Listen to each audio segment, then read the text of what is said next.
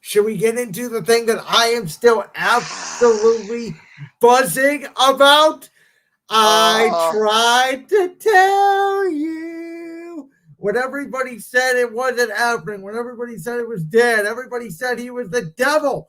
I said, no, no, no. WWE is putting it out there because they want you to believe he's not showing up because deep down they already know he's coming. He's coming to Survivor Series. He's going to show up at the end of the night, and that crowd roared like I never heard a crowd roar in a long, long time.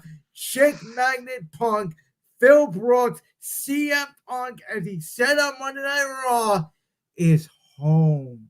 And his AEW tenure is completely already forgotten about in many fans' minds because he is exactly where he belongs. This is where he should have returned 2 years ago. Everything feels right in the world. CM Punk is back, the man that hears voices in his head. Randy Orton got an incredible pop before delivering an incredible RKO to JD McDonough on the top of WarGames.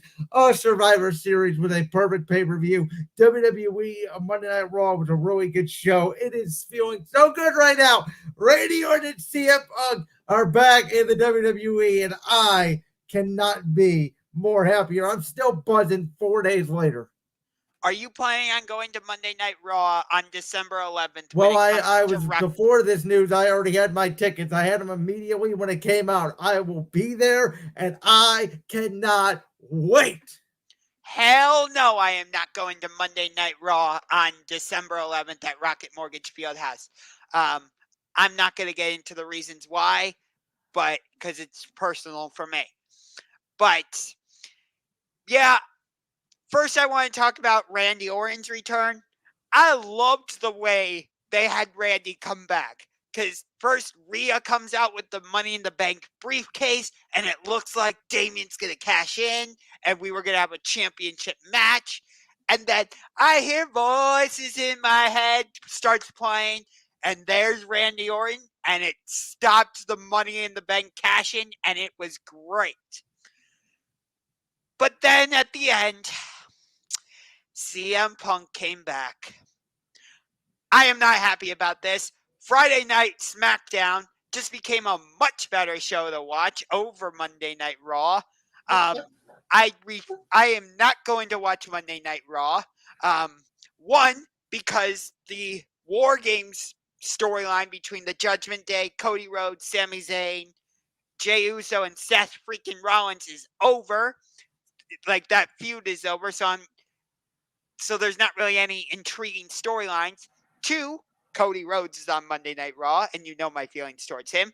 And three, CM Punk is now on Monday Night Raw. Yeah, Friday Night SmackDown just became a whole lot more interesting. Thank you very much. Oh, Josh, you are a funny man. You are a funny man. This is why I love doing the show with you.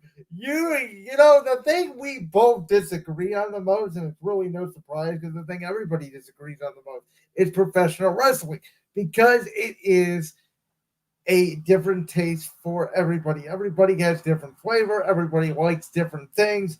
But this to me feels very Cody Rhodes esque.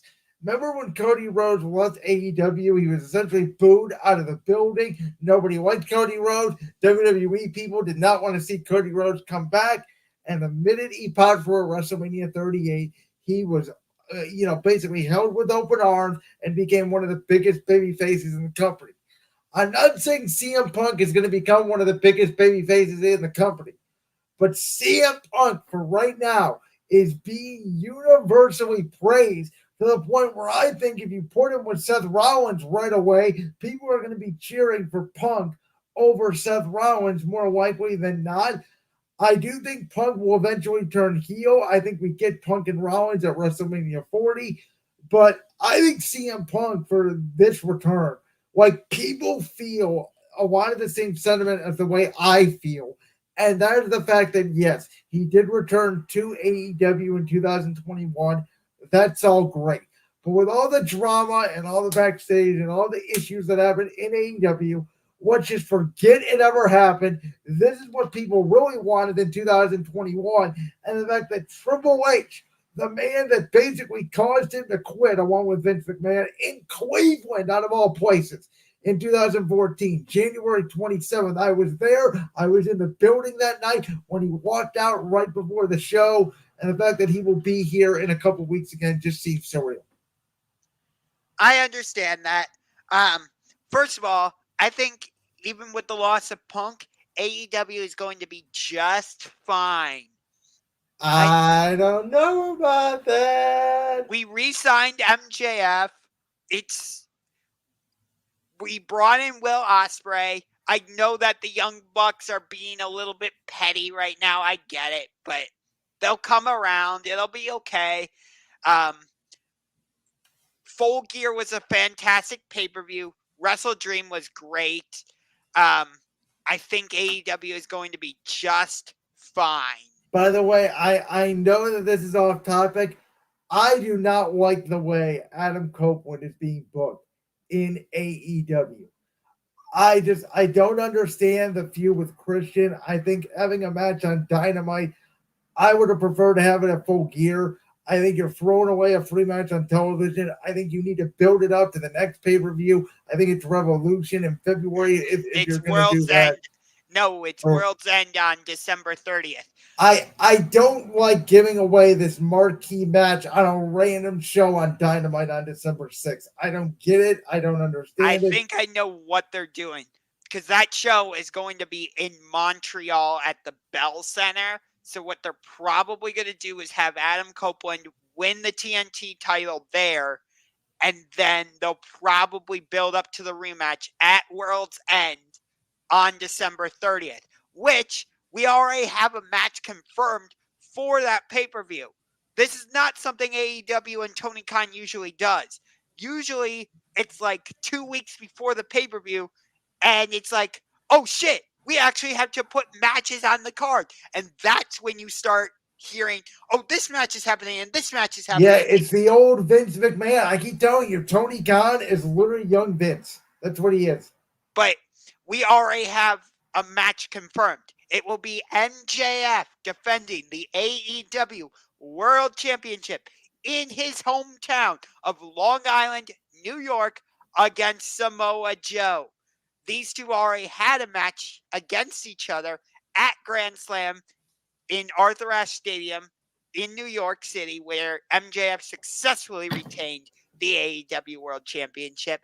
I think MJF, despite his torn labrum, I think MJF is going to retain the AEW World Championship. And then we will go into Revolution in 2024.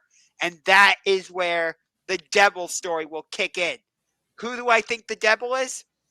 Adam Cole.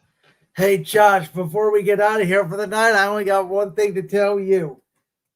It's clobbering time! No, it's not.